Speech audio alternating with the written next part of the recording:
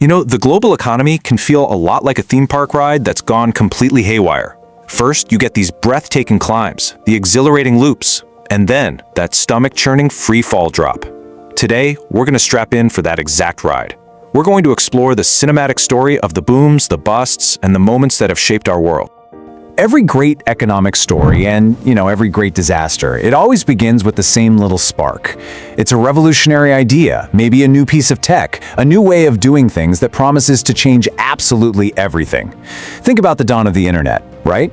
Or the dream of everyone owning their own home. So, that amazing idea, it acts like a giant magnet. All the investors, they want a piece of the action. The banks start opening up the credit taps. And suddenly, money that was once pretty tight starts flowing like a river, just fueling that initial idea and making it bigger and faster and way more exciting than anyone ever dreamed. And this is where things get really crazy. The good idea and all that easy money, they combine to create a total frenzy. Your neighbor's getting rich, your cousin just quit their job to day trade, and you start thinking, hey, why not me? Logic gets tossed right out the window, replaced by this herd mentality.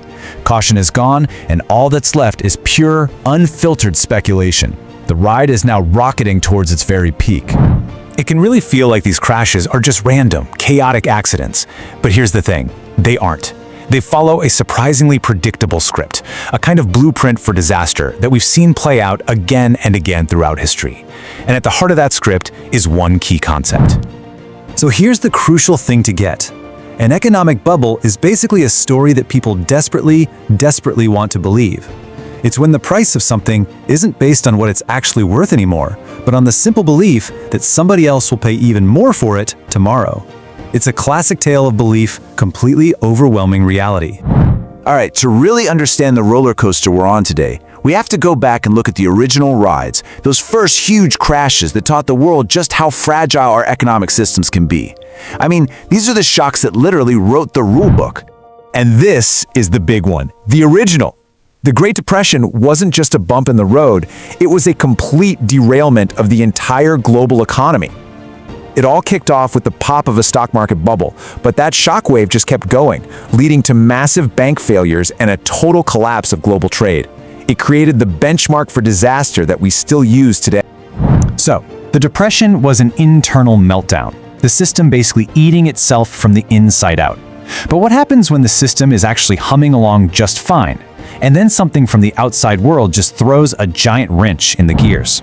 Well, the 1973 oil crisis was a totally different kind of monster. This time, the trigger wasn't financial speculation, it was geopolitics. The price of oil suddenly quadrupled, creating this bizarre and painful economic problem they called stagflation. That's when you have stagnant growth and high inflation at the same time. It was a brutal lesson in how much we depend on these complex and often very fragile global supply chains.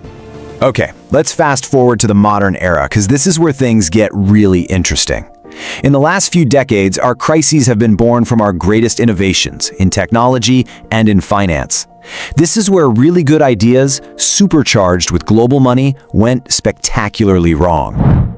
You've probably heard this one before. These are maybe the 4 most dangerous words in finance. In the late 90s, the story was that the internet had changed all the rules. Companies didn't need profits anymore. No, they just needed eyeballs and a .com in their name. And that powerful story, well, it fueled an absolutely massive bubble in tech stocks.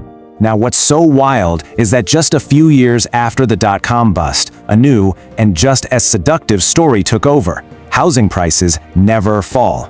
That simple, completely flawed belief convinced almost everyone, people, banks, investors, that loading up on mortgage debt was a total sure bet. 2 totally different assets, but it was the exact same psychological trap. And that brings us to the climax of our story. If the Great Depression was the original disaster movie, the 2008 global financial crisis was the modern blockbuster sequel. This was the moment the high-tech global roller coaster flew completely off the rails, and it took the entire world with $13 trillion. Just let that number sink in. That's the estimated peak value that was pumped into the US housing market, all based on that one simple belief that prices could only go up. It just gives you a sense of the sheer mind-boggling scale of the mania, the incredible height the ride reached right before that catastrophic drop. And when it finally collapsed, it happened with breathtaking speed. I mean, lightning fast.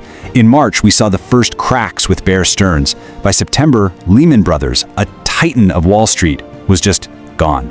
And the very next day, the entire plumbing of the global financial system seized up. It froze solid. The panic was instantaneous, and it was total. So you have to wonder, how did a problem with mortgages in America bring down the whole world? Well, the answer is one word: contagion.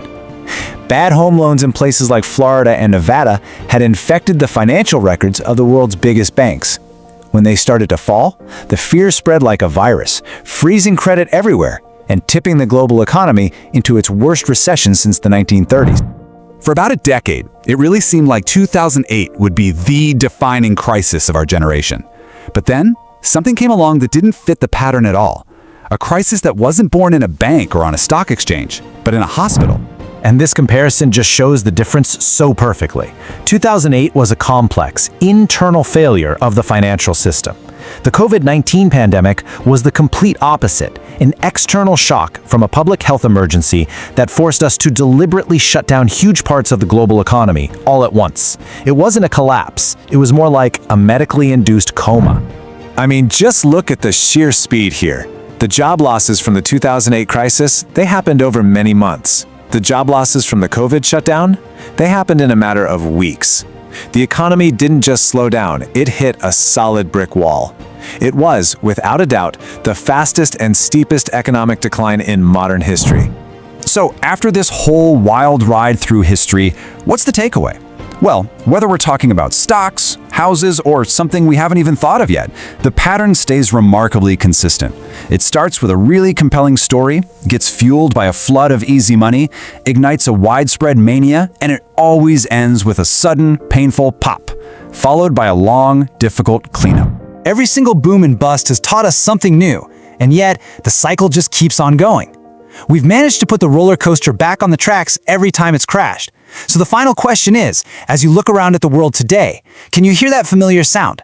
That click, click, click of the chain lift, pulling us all up toward the next great peak.